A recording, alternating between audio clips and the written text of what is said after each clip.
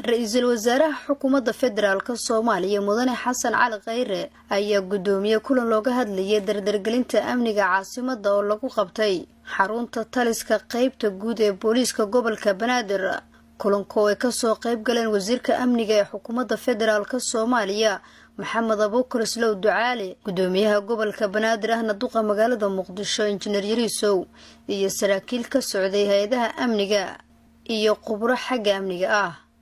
waxaana diiradda lagu saaray xoojinta iyo kamira dhalinta qorshaha sugidda amniga dalka gaar ahaan caasimadda, isku xirka hay'adaha amniga iyo bulshada oo uu qayb ka qaatay howlgelinta nambarka 991 ee dhawaan la hirgeliyay isla markaana wax badan ka bedelay ama ku soo kordhiyay qorshaha sugidda amniga caasimadda Muqdisho.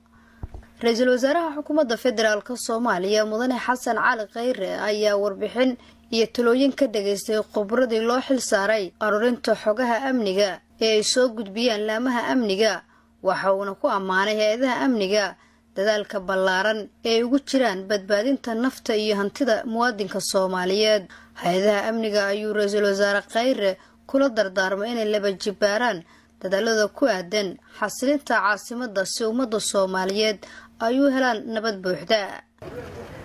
shirkan runtii wuxuu ahaa mid ay ka soo wada qayb galeen dhammaan qaybaha kala gedisan ee laamaha ammaanka oo ay ugu horeeyeen wasaaradda amniga, taliska ciidanka booliska ee gobolka Banaadir, maamulka gobolka Banaadir uu hogaaminayo duqa magaalada Muqdisho iyo madax ka socotay xafiiska ra'iisul wasaaraha. ra'iisul wasaarahana runtii shirkan wuxuu u shir gudoominayay sidii loo dardargelin lahaa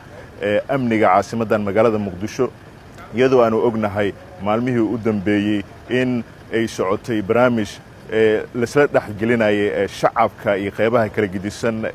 laamaha amniga, iyadoona nambarka 991 uu ra'iisul wasaaraha muddooyinka ugu dambeeyayba xoogga saarayay sidii ay shacabku ula soo xiriiri lahaayeen qaybaha amniga isla markaana ugu wargelin lahaayeen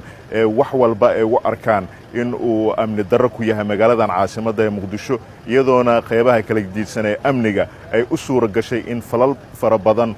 oo amniga liddi ku ah ay ka hortagaan iyagoo shacabka kaashanaya.